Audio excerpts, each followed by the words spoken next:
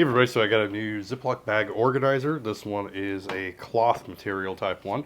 The instructions are really simple to put it together. You also do got labels for the different size bags. So this is how it comes.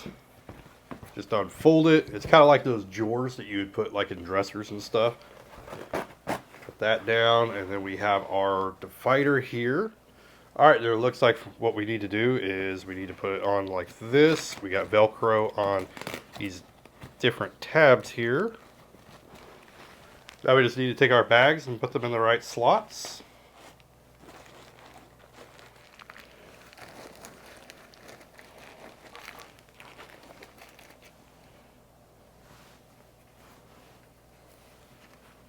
And there we go.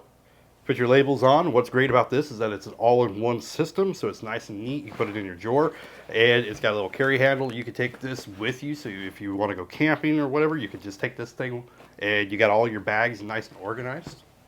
And it just makes it look a lot neater inside your drawers. Anyway, if you're looking for an organizer for your Ziploc bags, this one will work pretty well.